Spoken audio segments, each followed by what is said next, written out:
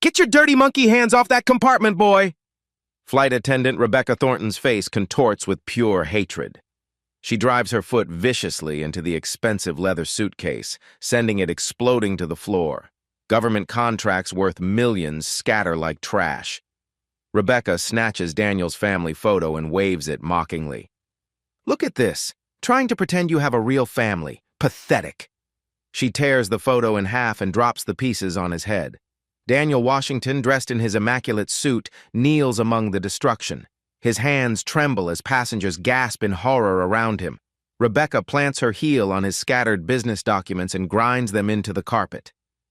This is what happens when welfare rats try to play dress-up in first class. You people never learn your place, do you? She kicks his laptop under the seats and crosses her arms smugly. Have you ever seen a single phone call destroy someone's entire career?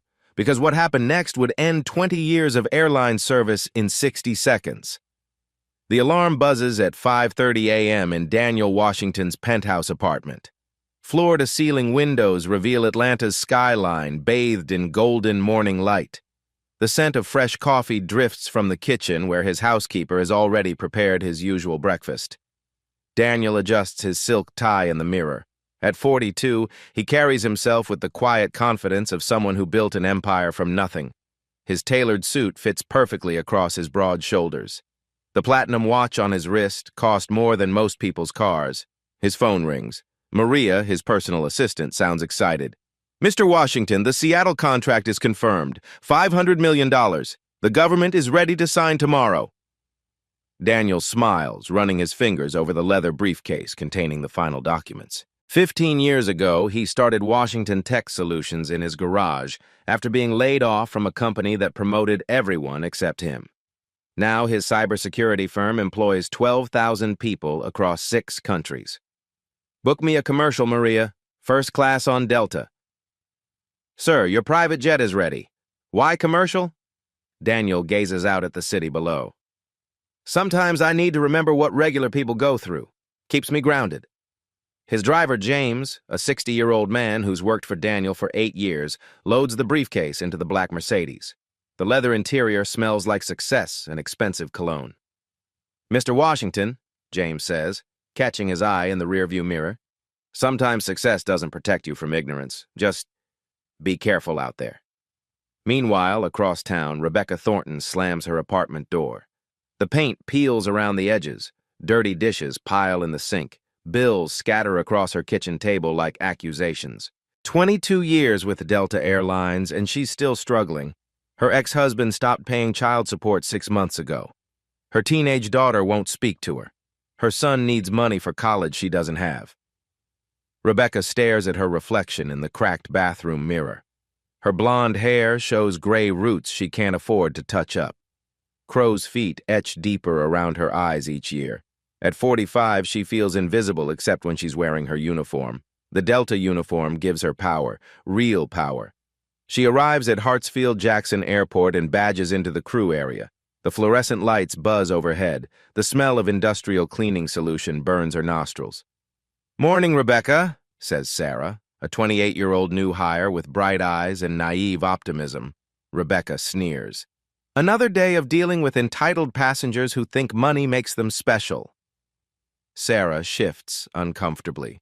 "The diversity training last month was actually pretty helpful. Made me think about diversity training?" Rebecca's voice drips venom. "Political correctness garbage. Some people need to learn their place, and it's my job to teach them." The crew briefing reveals Flight 447 is completely sold out. 396 passengers, several VIPs in first class. Rebecca's supervisor assigns her to the premium cabin. "Perfect," she mutters. "Where I can make a real difference." Rebecca begins her pre-flight inspection with surgical precision. She arranges the first-class cabin like a general preparing for battle. Every napkin folded perfectly. Every seat is positioned exactly. This is her domain. The first passengers begin boarding. Rebecca watches with hawk-like intensity as each person approaches. She serves champagne to the elderly white businessman in 2A with a warm smile. The young white couple in 3B receives extra peanuts and friendly conversation. Then she sees him. Daniel Washington walks down the jet bridge with quiet dignity. His expensive suit screams money. His confident stride suggests someone accustomed to respect. His dark skin makes Rebecca's jaw clench with familiar rage. He approaches seat 1A with his leather briefcase and carry-on suitcase. The overhead compartment directly above his purchased seat beckons like an invitation. Rebecca feels her blood pressure spike. Not today. Not on her aircraft. She watches Daniel place his briefcase in the space beneath the seat in front of him. Standard procedure. Nothing wrong. But when he reaches for the overhead compartment for his suitcase, something inside Rebecca snaps. This is her moment. Her chance to remind someone exactly who holds the power 35,000 feet above the ground. The cabin fills with the usual boarding chaos. Conversations blend together, children cry, passengers shuffle past each other in the narrow aisles. The air recycling system hums steadily overhead. Daniel opens the overhead compartment with practiced ease. His movements are calm, respectful. He's clearly traveled first class many times before. Rebecca approaches like a predator stalking prey. Daniel lifts his suitcase toward the overhead compartment. The leather handle feels smooth in his grip. Around him, passengers settle into their seats with the usual boarding shuffle. The cabin smells of recycled air and someone's expensive perfume. "Excuse me?" Rebecca's voice cuts through the ambient noise like a blade. "That compartment is reserved for crew items only." Daniel pauses, suitcase halfway to the bin. He turns with polite confusion. "I'm sorry, but this is directly above my seat. I have first-class boarding privileges." He reaches into his jacket pocket and produces his boarding pass. The gold Delta medallion catches the cabin light. Seat 1A, premium passenger status clearly displayed. Rebecca doesn't even glance at the ticket. Her eyes narrow with contempt. "I don't care what your little piece of paper says. Some people need to learn aircraft etiquette." The words hang in the air like poison gas. Nearby passengers begin to notice the tension. Conversations quiet to whispers. Heads turn slowly toward the confrontation. Daniel maintains his composure despite the obvious hostility. "Ma'am, I've flown Delta for 15 years. I understand the protocols completely. This is my designated overhead space according to federal aviation guidelines." "Your designated space?" Rebecca's laugh sounds like breaking glass. "Listen carefully, boy. On this aircraft, I decide what belongs where, and you clearly don't belong in first class." The racial undertone hits Daniel like a physical blow. His jaw tightens imperceptibly, but his voice remains perfectly steady. "I'd like to speak with your supervisor immediately, please." "I am the supervisor on this aircraft." Rebecca steps closer, deliberately invading his personal space. Her breath smells of stale coffee and barely contains rage. "And you'll follow my rules or find yourself permanently banned from flying Delta." Daniel continues placing his suitcase in the overhead bin. His movements remain calm and deliberate despite the escalating hostility. He refuses to be intimidated by her aggressive posturing. "Sir, you need to stop what you're doing right now," Rebecca commands, her voice rising to ensure other passengers can hear every word. Other first-class passengers pretend to read magazines while straining to catch every detail. The tension crackles through the cabin like electricity before a thunderstorm. Rebecca's face twists with uncontrolled rage. Without warning, she drives her foot into the suitcase with vicious, calculated force. Crash. The expensive leather case explodes from the compartment like a bomb detonating. Government contracts worth millions of dollars scatter across first class like confetti in a hurricane. Daniel's platinum laptop skitters under passenger seats with a grinding scrape of metal against carpet. His family photos flutter through the air like dying birds before landing face down on the wine-stained floor. The cabin erupts in shocked gasps. Phone cameras emerge like flowers after rain, passengers instinctively documenting the unfolding disaster. Whispered conversations buzz with disbelief and horror. Daniel drops to his knees among the destruction, his expensive suit now wrinkled and stained. His hands shake visibly as he gathers the scattered remnants of his professional life. The leather portfolio containing his Seattle presentation lies torn and trampled, months of preparation destroyed in seconds. Rebecca towers over him like a conquering general, her blonde hair severe under the harsh cabin lights. "Ladies and gentlemen, we have someone here who thinks rules don't apply to them." She addresses the cabin with theatrical authority, gesturing dramatically toward Daniel's kneeling form. This individual refused direct crew instructions and demonstrated clear aggressive behavior toward airline personnel. Jennifer Martin, a 35-year-old civil rights attorney in Seat 2C, pulls out her legal pad and begins writing furiously. Her pen scratches against paper with urgent intensity, documenting every word and action. Robert Brooks, a 50-year-old tech executive in 3A, recognizes Daniel from industry conferences but remains frozen in his seat. His mouth opens slightly in recognition and mounting horror. A young mother in 4B covers her children's eyes, shielding them from the ugly scene unfolding before them. Rebecca calls toward the galley with manufactured urgency. "Sarah, contact security immediately. We have an aggressive passenger refusing to comply with federal aviation regulations." Sarah, the young flight attendant, hesitates at the galley entrance. Her face shows clear confusion and discomfort with the situation. "Ma'am," Daniel says quietly, still kneeling among his scattered documents, "I was simply using my designated overhead space according to standard first-class protocols. I haven't been aggressive toward anyone." "Don't you dare lie to these passengers." Rebecca's voice booms through first class like a foghorn. "I personally witnessed you threaten crew safety and refuse direct lawful orders from airline personnel." She turns to address the other passengers like a prosecutor presenting damning evidence to a jury.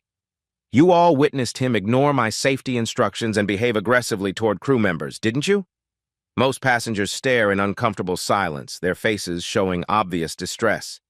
A few elderly passengers nod uncertainly, intimidated by Rebecca's authoritative presence. Others exchange worried glances, sensing something deeply wrong. 2 TSA officers board the aircraft through the jet bridge. Mike Patterson, a burly man in his 40s with tired eyes, enters first. Behind him follows Janet Cole, a serious-looking woman with sharp features and a no-nonsense expression born from years of airport security work. Rebecca rushes to meet them, her face transformed into a mask of practiced distress. "Officers, thank God you're here. This passenger verbally abused me and made direct threats against crew safety." Mike looks at Daniel, still kneeling among his scattered papers and broken belongings. "Sir, we need you to stand slowly and provide identification." Daniel rises with deliberate care, brushing dust and debris from his expensive suit. "Certainly, officers. I'm Daniel Washington."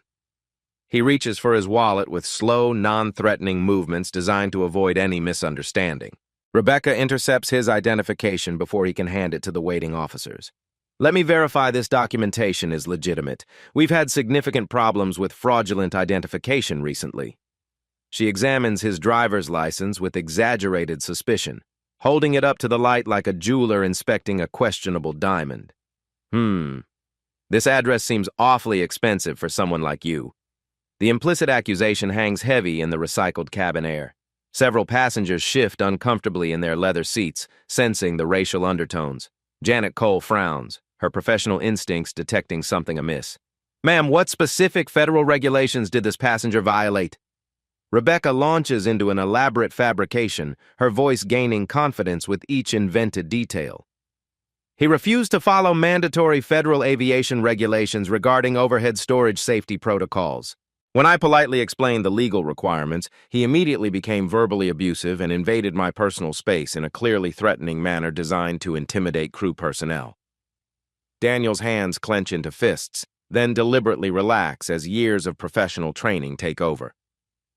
"Officers, I have video documentation on my phone showing exactly what transpired.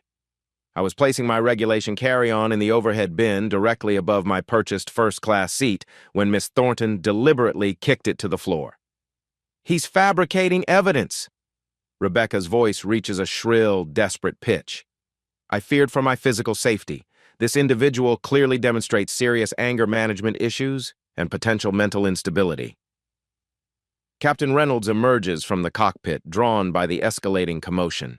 His gray hair and deeply weathered face speak of 4 decades in commercial aviation. "What exactly seems to be the problem here?" Rebecca immediately assumes a victim posture, her entire demeanor shifting to wounded innocence. "Captain, this passenger made direct threats against my person when I requested compliance with mandatory safety protocols. I believe he poses a clear and present security risk to this flight." Rebecca's eyes gleam with predatory satisfaction as she surveys her captured prey. The cabin falls silent except for the steady hum of air circulation and the nervous shuffling of uncomfortable passengers. "Everyone needs to see what we're dealing with here," Rebecca announces, grabbing the aircraft's PA microphone. Her voice booms through all cabins, reaching nearly 400 passengers. "Attention, passengers. We have a security situation in first class that requires your awareness and cooperation. Please remain calm while the crew handles this matter." Daniel's hands clench involuntarily. 396 pairs of eyes now focus on his humiliation. The weight of their stares feels like physical pressure against his shoulders. Rebecca forces Daniel to stand in the center aisle while she addresses the entire aircraft.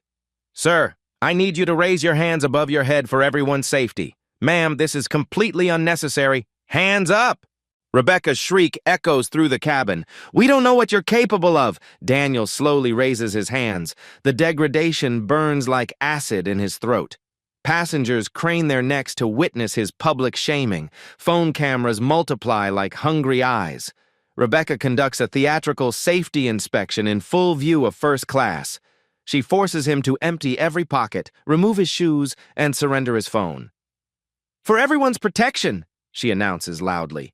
His expensive leather wallet hits the floor. Business cards scatter like fallen leaves. Rebecca examines each item with exaggerated suspicion while passengers watch in horrified fascination. "Look at this!" She holds up his platinum credit card. "Probably stolen. These people always live beyond their means." The businessman in 2A shifts uncomfortably. "Ma'am, that seems like an inappropriate assumption." "Sir," Rebecca cuts him off. "Unless you have security clearance, please don't interfere with safety protocols." She pulls out her personal phone and begins live streaming, showing everyone how we handle dangerous passengers. This is why we need strong crew members. The live stream counter climbs rapidly. Hundreds, then thousands of viewers watch Daniel's systematic destruction in real time. Comments flood the screen with support for Rebecca's brave actions.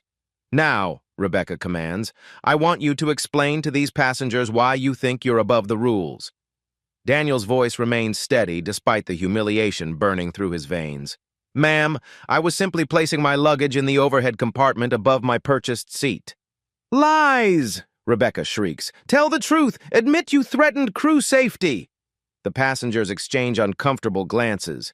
Several begin recording with obvious sympathy for Daniel. Others look away in shame at witnessing such degradation. Rebecca notices the sympathetic recordings and addresses them directly. "Those phones better not be defending this individual's behavior. You're all witnesses to his aggression." She forces Daniel to apologize to every first-class passenger individually. "Go ahead. Tell them you're sorry for disrupting their flight with your attitude problem." Daniel moves through the cabin with quiet dignity intact despite the orchestrated humiliation. "I apologize that you had to witness this unfortunate situation." His grace under pressure only inflames Rebecca's rage further. She demands he stand while she sits in his paid first-class seat. This is how real authority works. The leather seat creaks under her weight as she makes herself comfortable in his expensive accommodation. "Maybe next time you'll think twice before challenging airline personnel." Rebecca announces his full name over the PA system. "Attention all passengers and crew. Please note that Daniel Washington has been flagged as a problem passenger. This information will be shared with other airlines." The public announcement feels like a death sentence to his reputation. His name now echoes through the aircraft like an indictment. "Ma'am," Jennifer Martin says, "this treatment seems excessive for a simple luggage dispute." Rebecca rounds on the attorney with venomous focus. "Ma'am, are you questioning federal aviation security procedures? I can have you removed as well." Jennifer continues writing in her legal pad, undeterred by the threat. Rebecca calls TSA supervisors claiming terrorist-like behavior and suspicious documentation. She contacts FBI liaison officers suggesting Daniel might be using fake identity for criminal purposes. Her phone calls multiply like a virus spreading through the system. Each call adds another layer to Daniel's persecution. Local police receive reports of physical assault and crew intimidation. "How did someone like you get access to classified government information?" Rebecca examines his contracts loudly enough for surrounding passengers to hear every word. She holds up the official documents like evidence of criminal activity. "These look suspicious to me. Probably forged."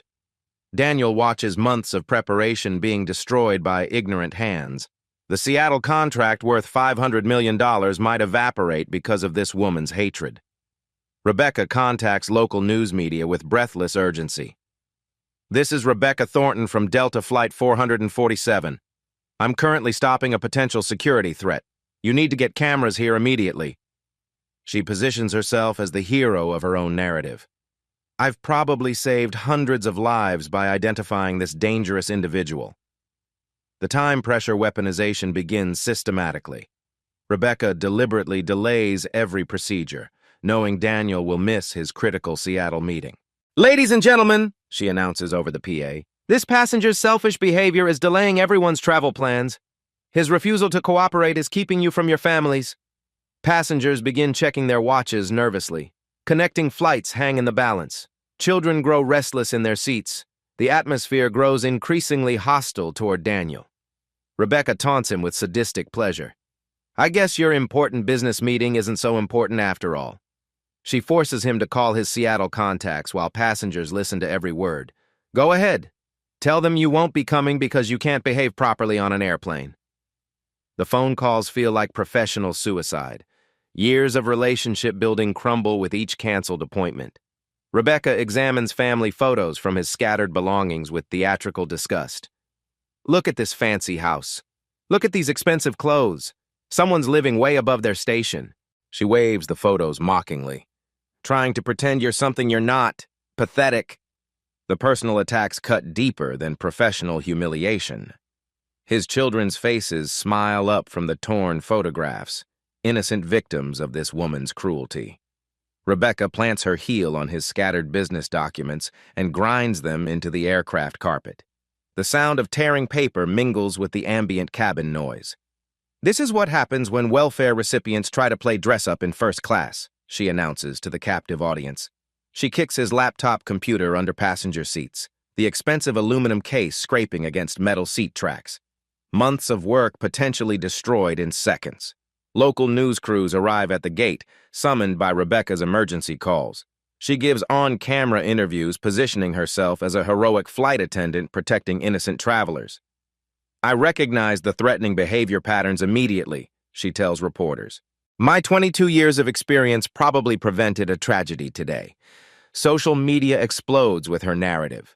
Flight Safety 447 trends rapidly as Rebecca's version spreads across platforms. She becomes an instant hero to thousands who don't know the truth. Passengers begin turning against Daniel under Rebecca's psychological manipulation. She suggests he's endangering children on board and creating unnecessary security risks. "We don't know what he's really capable of," she whispers loudly enough for everyone to hear. The crowd psychology works perfectly. Suspicious glances multiply. Protective parents pull their children closer. Daniel becomes the perceived threat rather than the victim. Rebecca offers drink vouchers to passengers willing to support her story. Anyone who witnessed this individual's threatening behavior will receive compensation for their inconvenience. Several passengers eagerly accept the bribes, their statements becoming part of her fabricated evidence. The final humiliation arrives with devastating precision. Rebecca forces Daniel into an airport wheelchair for security transport purposes. She parades him through the terminal in restraints while passengers film his degradation. Gate areas fall silent as the procession passes. Hundreds of travelers witness his public destruction. "Dangerous individuals being removed for passenger safety," Rebecca announces to waiting areas filled with innocent bystanders. Daniel sits on the cold terminal floor while Rebecca processes paperwork with theatrical importance. His expensive suit wrinkles against the industrial carpet. His dignity hangs by threads. Rebecca calls his emergency contacts to inform them of his criminal behavior. His reputation crumbles with each devastating phone call. Delta supervisors arrive and initially support Rebecca's account completely. The system protects its own while crushing the perceived outsider. Corporate legal teams prepare federal charges paperwork. Public relations departments draft press releases about preventing potential airline tragedy. Rebecca delivers her final public humiliation speech with triumphant malice. "Ladies and gentlemen, this is what happens when certain people think money can buy them respect. This individual believed his fancy suit and fake confidence could intimidate airline personnel, but on my aircraft, everyone follows the rules. No matter how much they think they're worth, no matter what kind of neighborhood they pretend to live in, when they step on this plane, they answer to me. Her voice rises to a crescendo of righteous indignation.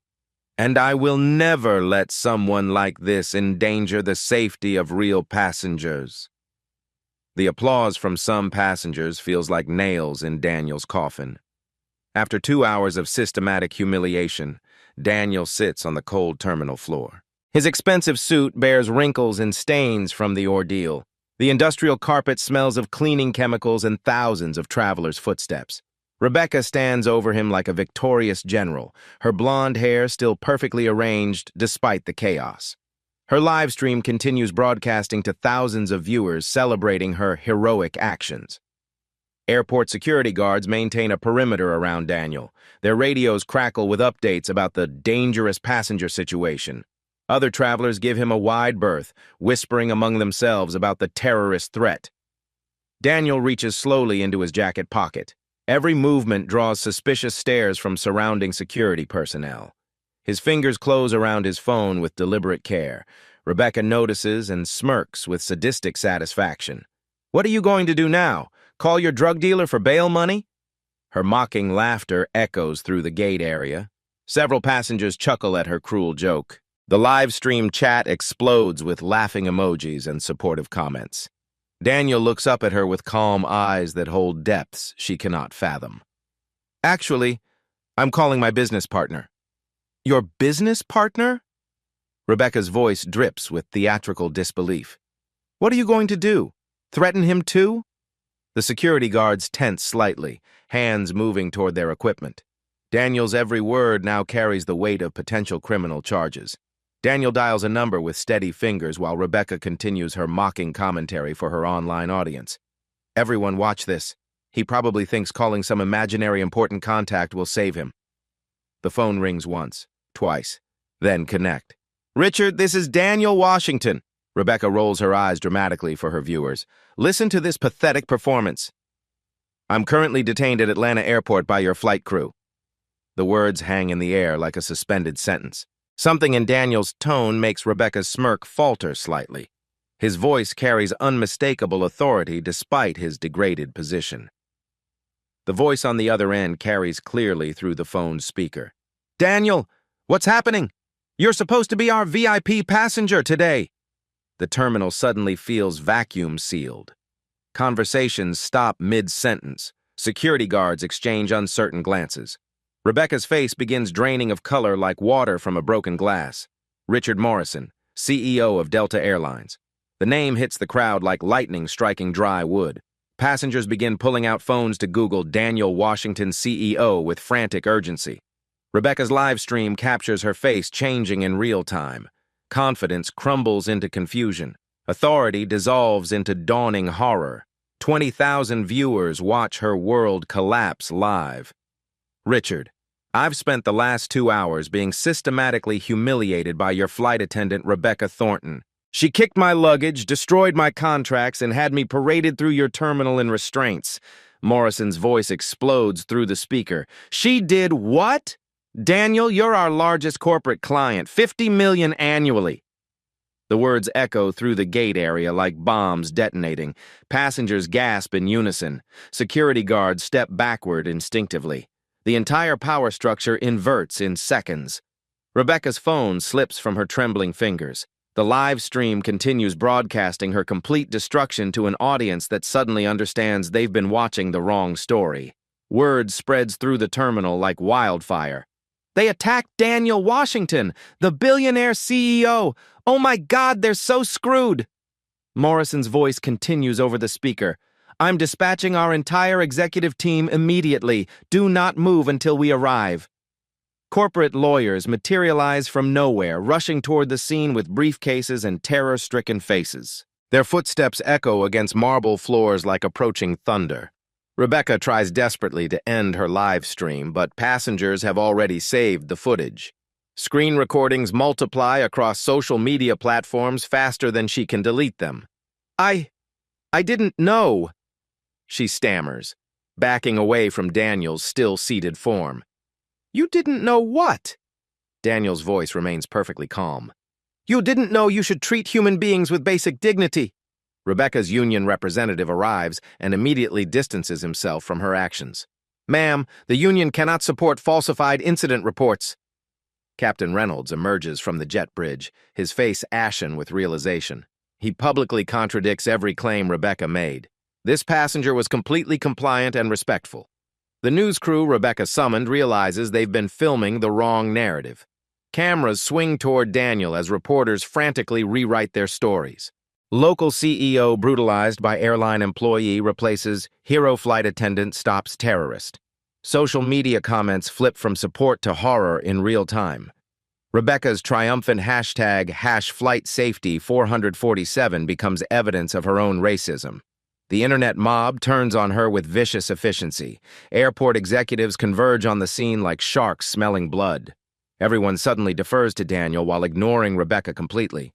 The power reversal feels seismic. Rebecca attempts damage control. "If you just told me who you were, I shouldn't have to tell you who I am to be treated like a human being," Daniel responds, rising slowly from the floor. His height and bearing command immediate respect from everyone except the woman who destroyed her own career.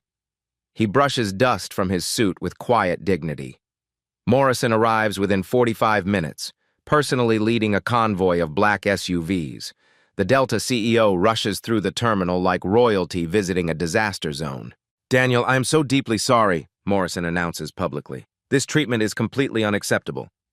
Rebecca watches her 22-year career die in real time. Security escorts her away as passengers boo and film her destruction.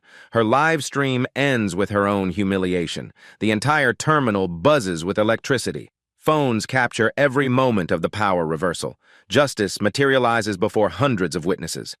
Daniel declines the private jet offer. "I think I'll drive to Seattle. I need time to process this experience." Morrison nods understandingly. "Whatever you need. And Daniel, this will never happen again." Rebecca disappears into airport security offices, her world collapsing faster than she can comprehend.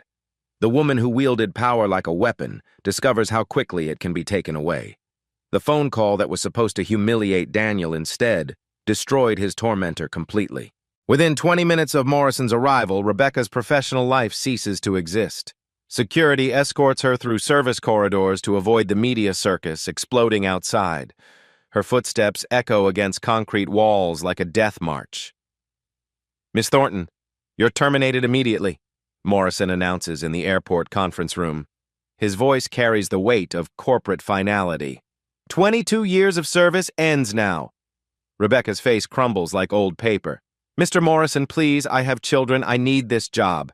You should have thought about that before live streaming your assault on our most valued client." The union representative slides termination papers across the polished table. "The union cannot defend falsified incident reports or criminal behavior. You're on your own." Rebecca's hands shake as she signs away her pension, her benefits, her future. The pen feels impossibly heavy between her trembling fingers. Her phone buzzes incessantly with notifications. The live stream has exploded across social media platforms. 50 million views and climbing. #Rebecca Racism trends globally within hours. The comments section reads like a digital execution. "Racist flight attendant destroyed by billionaire CEO." This is what happens when Koreans meet consequences. Her face when she realized she messed with the wrong person. Rebecca tries deleting her social media accounts, but screenshots live forever. Her image spreads like wildfire, accompanied by her own recorded words of hatred. Anonymous internet users identify her home address within 2 hours. Pizza deliveries begin arriving by the dozen. Her landlord calls threatening eviction due to the media attention. Her teenage daughter texts from school. "Mom, everyone's sharing videos of you. I'm so embarrassed I can't show my face." Her ex-husband calls furious. "Rebecca, the kids are being harassed because of your racist rant. I'm filing for full custody." The professional aviation industry blacklist happens instantly. Every major airline receives Rebecca's employment records within hours. Her name becomes synonymous with workplace discrimination. Personal bankruptcy looms within 30 days. Legal defense costs drain her savings faster than water through broken pipes. Her attorney abandons her case when payments stop arriving. Meanwhile, Daniel handles his vindication with characteristic grace. He declines Morrison's settlement offer of $50 million. Richard, this isn't about money. It's about ensuring this never happens to anyone else. Morrison nods gravely. What do you want us to do? Systemic change, real accountability, and help for Rebecca's previous victims. Daniel's response spreads through news coverage, painting him as a dignified leader seeking justice over revenge. His approval ratings among business leaders soar. Federal charges materialize against Rebecca with stunning speed. The FBI's Civil Rights Division views her case as a perfect example for prosecution. Filing false police reports becomes the least of her legal problems. Civil rights violations carry a maximum 10-year sentence. Her live stream provides irrefutable evidence of deliberate racial targeting. Expert prosecutors line up to handle her case. Delta implements emergency reforms within hours of the incident. Morrison personally announces a $250 million investment in diversity training for all 90,000 employees. We failed Daniel Washington, Morrison tells the press conference. We failed our values as a company. This ends today. Independent oversight boards form immediately. Passenger rights organizations see donation spikes of 500%. The aviation industry scrambles to avoid similar scandals. Daniel uses his platform strategically. His interviews focus on systemic issues rather than personal revenge. This incident reveals larger problems in how service industries treat people of color. He established the Washington Foundation for Transportation Equality with initial funding of $100 million. The foundation will provide legal representation for discrimination victims across all transportation sectors. Rebecca's children face harassment at school despite Daniel's public request for their protection. These children are innocent victims of their mother's choices, he states during interviews. His grace under pressure becomes a masterclass in leadership during a crisis. Business schools begin incorporating the incident into their curriculum within weeks. Corporate America takes notice. Companies nationwide review their own discrimination policies, terrified of becoming the next Rebecca Thornton scandal. International media coverage positions the story as emblematic of American racial tensions. European airlines implement emergency bias training to avoid similar incidents. Rebecca sits in her empty apartment, surrounded by legal documents and unpaid bills. Her career, reputation, and family relationships lie in ruins. The woman who wielded power like a weapon discovers its terrible cost when used incorrectly. Her final social media post before deleting everything reads, "I made a terrible mistake. I'm sorry." The apology receives no sympathy. Comments pour in from around the world condemning her actions. The internet never forgets, and Rebecca Thornton becomes a permanent symbol of workplace racism consequences. Daniel's phone rings constantly with interview requests and business opportunities. His dignified handling of extreme adversity transforms him into a national figure. But he remains focused on systemic change rather than personal glory. One phone call ended Rebecca's career. Imagine how many careers she ended over 22 years of unchecked discrimination. The immediate consequences ripple outward like stones thrown into still water. Rebecca's destruction becomes the aviation industry's wake-up call. Justice arrives swiftly, completely, and very publicly. 6 months after Flight 447, Rebecca Thornton sits in federal court wearing an ill-fitting public defender's suit. The mahogany courtroom smells of old wood and nervous perspiration.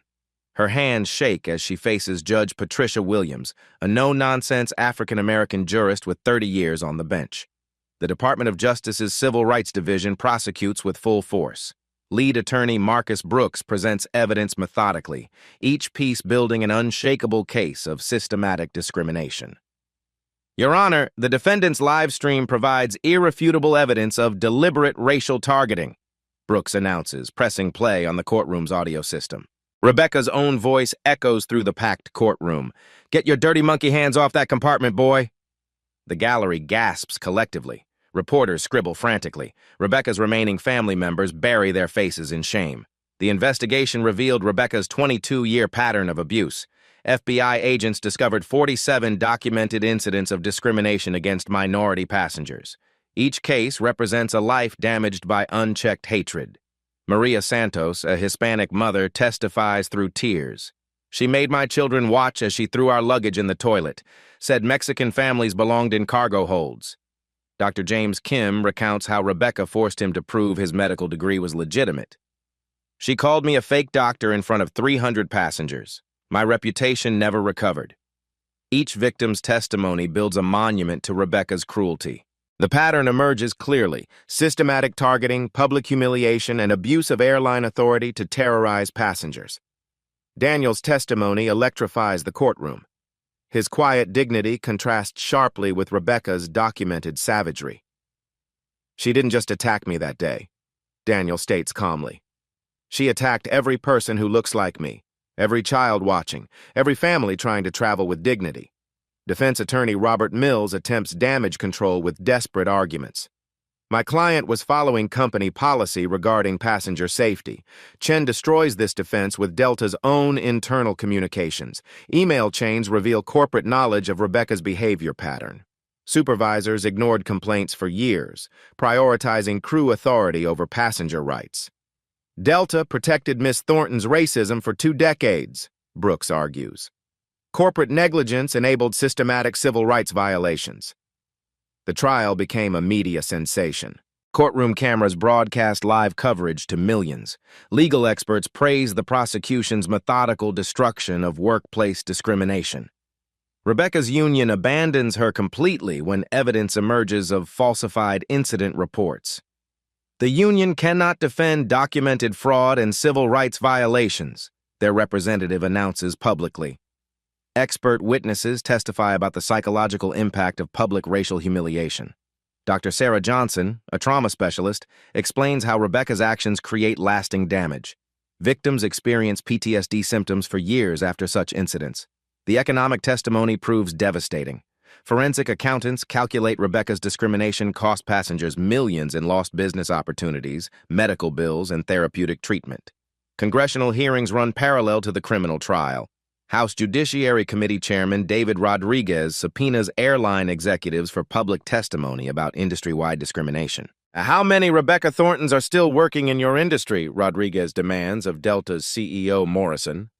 Morrison's testimony sparks immediate reform legislation. The Airline Passenger Dignity Act passes both chambers with overwhelming bipartisan support. The president signs it amid a ceremony highlighting civil rights progress. International aviation organizations adopt American anti-discrimination standards. Rebecca's case becomes required study in aviation schools worldwide.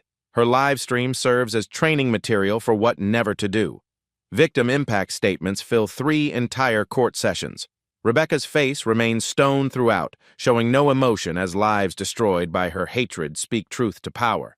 The jury deliberates only 90 minutes before returning unanimous guilty verdicts on all 12 federal charges: civil rights violations, filing false police reports, conspiracy to deny constitutional rights, every count proven beyond doubt.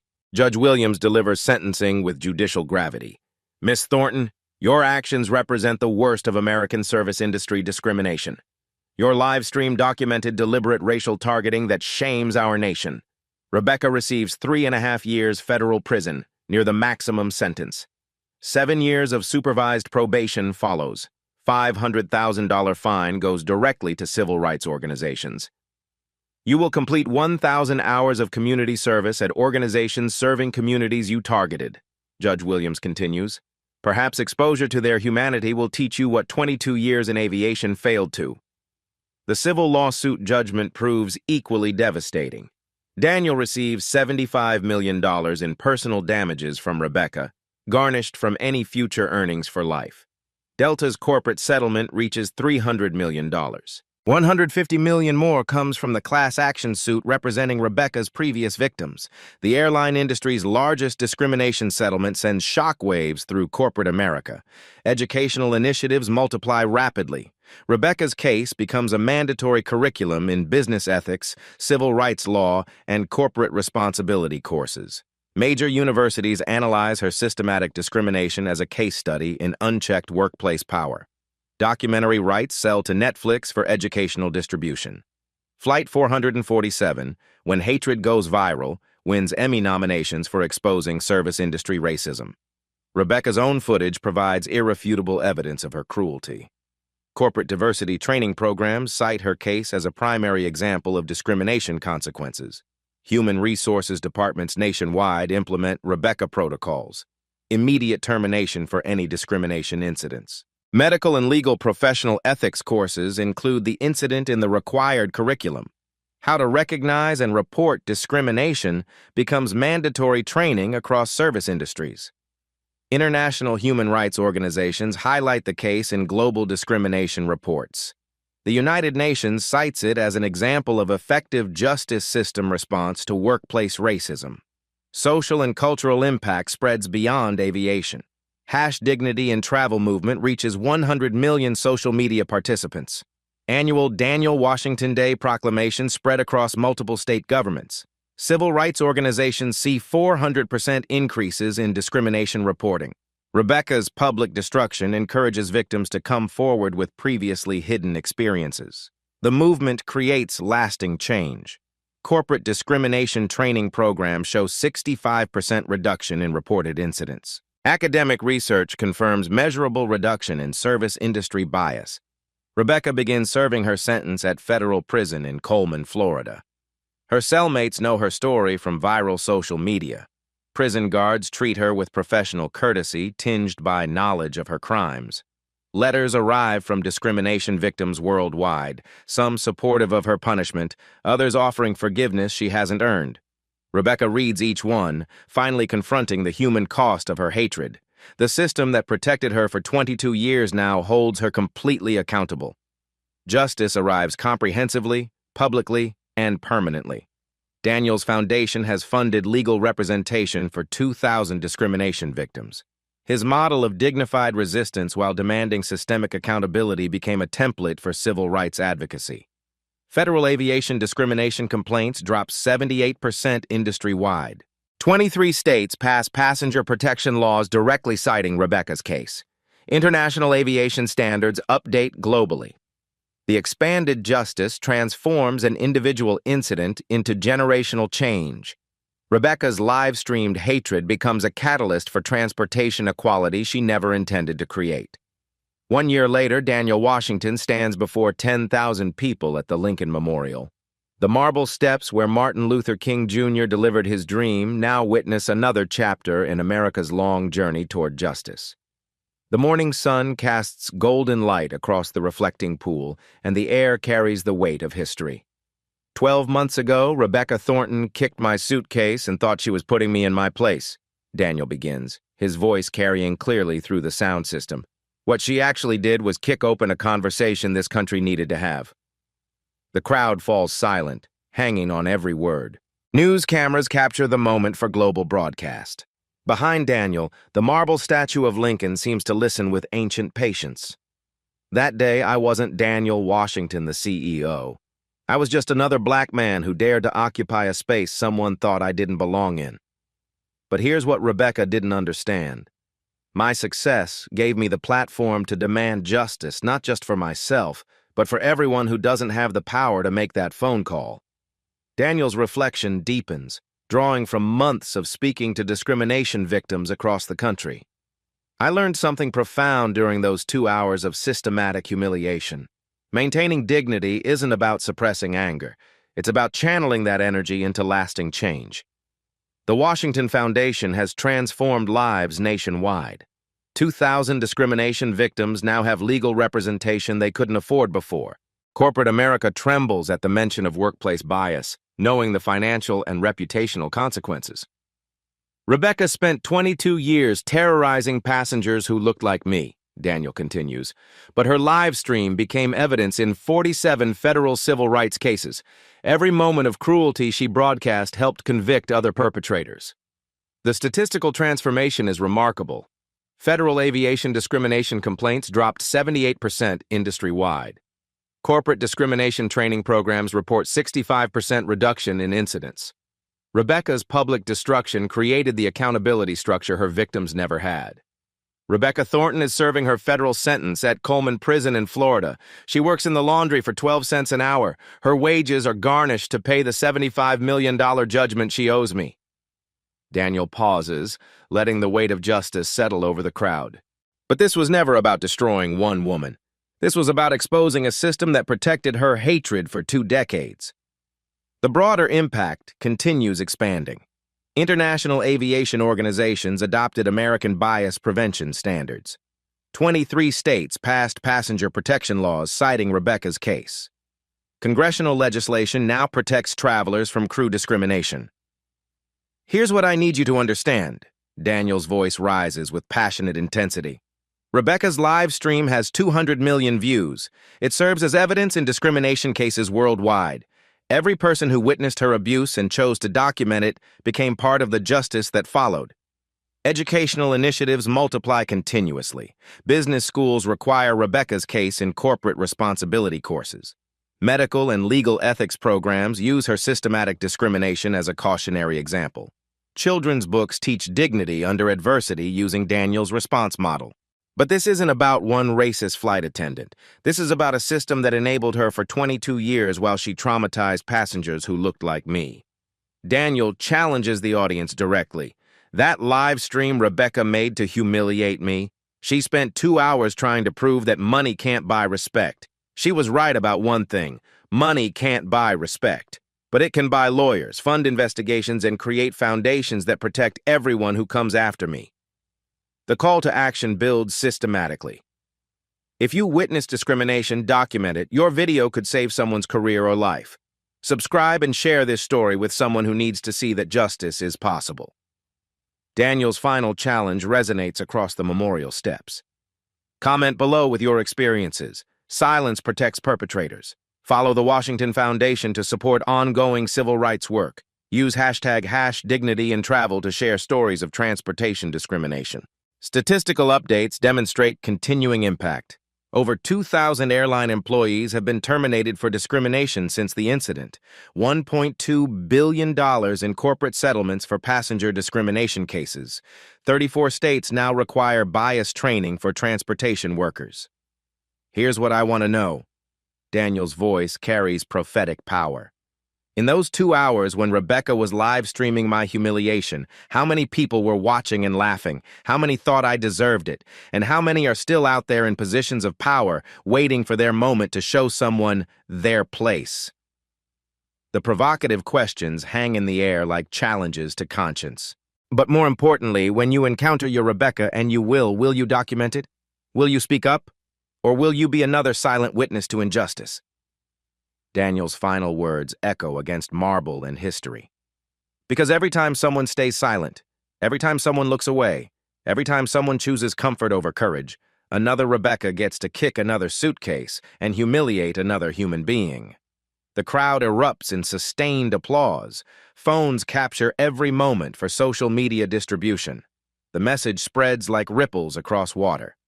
That phone call didn't just end Rebecca's career. It started a movement. And this movement isn't stopping until dignity isn't determined by the color of your skin or the size of your bank account. Daniel's closing frame resonates with finality. Subscribe if you want to be part of the solution, because the choice is yours.